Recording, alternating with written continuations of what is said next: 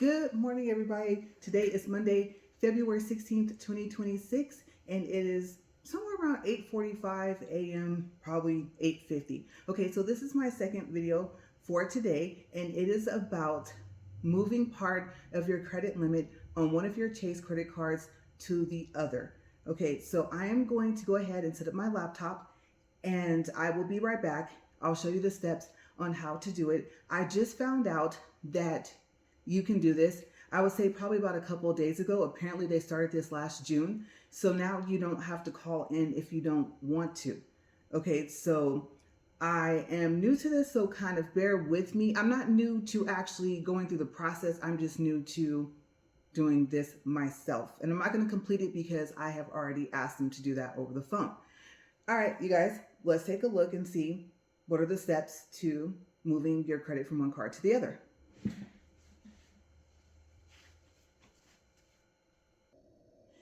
All right, you guys. So it took me a minute to set this up. I wasn't quite sure how to do this. I am still learning how to use my yoga book 9i. And so I covered up the other screen. Okay, so after you log into your Chase account, either on your phone or your laptop or your computer, first you are probably going to see a page that's going to show you some of the different credit cards that you can apply for. Okay, so in order to get to this page, if you look at my cursor here, it's a crown. You would click on the Chase symbol, and when you do, this is the page that you will see. Okay, so after you click on that and you get to this page, then you click on more. You see I've underlined it over here in red.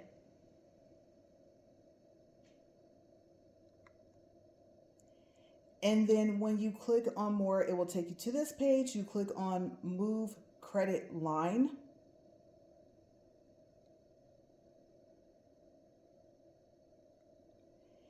And then you'll see this page here. And I'm going to go ahead and read it just in case it's not clear. So it says, move available credit between your Chase cards, manage your credit limits immediately without a credit check, maximize rewards on your favorite card, prepare for large or unexpected expenses. And at the bottom it says, moving credit won't change what you currently owe. And then you click Get Started, which is down at the bottom of the screen. And sorry about that, I'm going to have to watch where my cursor is. I'm not used to having my laptop turned this way. Okay, so after you click Get Started, you'll see your first page of here and that there are 3 steps. Okay, so this is really, really important. The Southwest Premier card that is at the top has not been open for a year or longer. So I want to make sure that first and foremost, before I forget, that I let you guys know that if a Chase credit card has not been open for a year or longer, you cannot move credit from that card. And I'm going to show you that right now. So let's just say you wanted to pick the United Quest card. You can see when you click on it, the circle will light up blue. And that would be what you are going to add credit to the card. So up here, it tells you what you're going to do. When you get to step 2, I'm going to make sure I have the right picture up here. Yes. Okay. As you can see, this is the whole page. Now, if you notice, like I said, the Southwest Premier card is not there because it has not been open for a year or longer. So you do not have the option. At the top, it will show you up here. You can see next to my cursor, the credit card again that you want to add credit to. And then under here, it says move credit from. And then it says you'll only see cards with available credit to move. You can enter an amount for 1 or more cards. But again, the Southwest Premier card is not on there. So let's go back to step 1. This should be step 1's page. And let's just say you wanted to move credit to the Southwest Premier card. You can, but like I said, keep in mind, if you ever decide you want to move credit off of it, you will have to wait until that year is up. So to make things easy, I selected that card at the top. And also on this page, as you can see, you can see your current credit limit. You can see the available credit to add for each of the cards.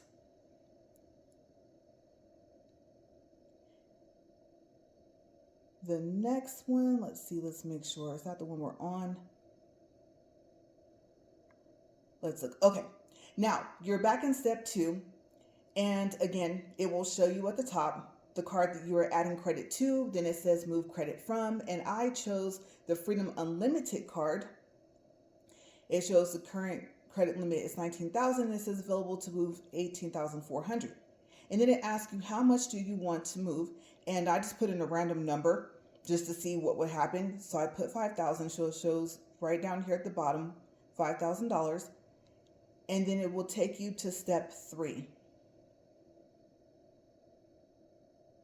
That's step 1. There's step 2. Let's see, step 3. Okay, so that should be the last picture. Let me check and see. Yeah, that's the last one. Okay, so on step 3, this is where you really, really want to pay attention. So it asks you, does everything look okay? And it shows you the cards again. But now you only have the one that you add credit to, which is the Southwest Premier card. And it shows you that your current credit limit again is $6,000. And then it shows you up here next to the cursor that you wanted to add $5,000. So the new credit limit becomes $11,000.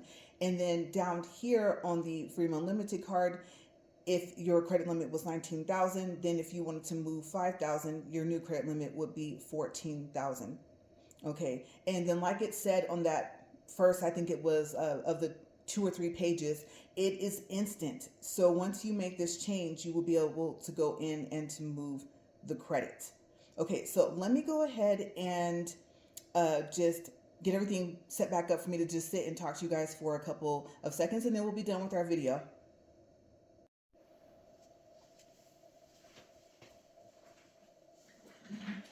All right, you guys, so let's talk about why did I want to move part of my credit limit to one of my other cards. And if you're wondering which card was it, it was the Southwest card. Okay, so first I do want to let you know that, like I said, you can do this over the phone. You can follow the same steps. So you tell them which card you want to move the credit from, which card you want to move the credit to, and how much you want to move. After that, they're going to ask you a question. They're going to word it one of 2 ways. They're going to either A, ask you if you want to keep the card open or if you want to close the card. Now, if they don't specifically tell you the card that they're talking about, I'm going to tell you they're talking about the card that you moved the credit from. Now, of course, for me, I did not want them to close my card. I just wanted to move part of my credit from that card to the Southwest card. Now, the thing is that I did not expect to be approved. But when I was approved, it was only for $2,000, and the spending requirement for the welcome bonus, which I'll tell you guys about in a second, is $4,000. Well, we already know, because we've done this before, what we do is we don't spend any new money. We don't put ourselves into any new debt. We just change how we pay for everything. When I say everything, everything from bills to utilities, things for the house. If we can make a car payment with a credit card, we happen to know that if you owe on your taxes for your federal taxes, you can go to the IRS website and you can pay with the credit card there. Okay, so when you stop for gas, food, everything, we make that card our everyday card for at least the next 90 days so that we can earn the bonus. And then, of course, if there's anything else we need or want, then we add it on to that. But usually it's money that we're going to spend anyway. We just change how we pay for it for that time being. Okay, so I did not want to have to worry about the fact that, oh, the credit limit is only $2,000. We're going to have to, of course, pay some of it or all of it off before we can reach that $4,000 spending requirement within the 90 days. And so I just had to move part of my credit to make it high enough to where we can just focus on the earning the bonus. And right now, the bonus offer, the last day to apply is March 18th of this year. Southwest, once again, I think they only do this once a year, is offering the Companion Pass plus bonus points. Okay, so I'm going to tell you really quick what the companion pass is, just in case you didn't see my video that I made within this past week. A companion pass is when your companion can fly with you an unlimited amount of times for free until your companion pass expires. Now, what the companion pass does not cover are the taxes and service fees. The taxes and service fees on a Southwest airline ticket, whether the ticket costs $800 or $8,000, is only $5.60. So whether you're flying, let's say, one way, or if you're flying round trip, your companion can fly with you for either $5.60, that would be one way. And if you're going to make a round trip, then for $11.20. And like I said, you can do this an unlimited amount of times until your companion pass expires. Also, you can change your companion up to 3 times. You can do it either in your Southwest account, or you can call them on the phone and they will help you to change your companion. Okay, so last year they had this offer and I forgot about the 524 rule. And I'll tell you really quick what that is. So the 524 rule with Chase is the only company that I know of that does this. But if you have had 5 credit cards open within the past 24 months, if you apply for a card with Chase, they will deny you. It does not matter if it's a Chase card, if it's from another company. It does not matter if the card is still opened, if it's closed, or if you are an authorized user. I was certain that I did not have 5, but there were 2 cards where I was an authorized user and they counted.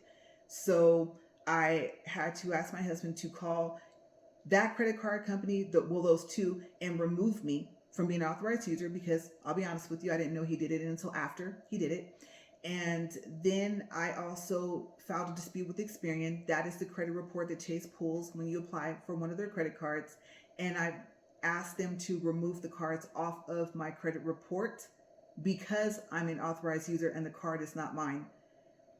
Well, after that, apparently there was still like one more that I forgot about. And so I had to wait a whole year.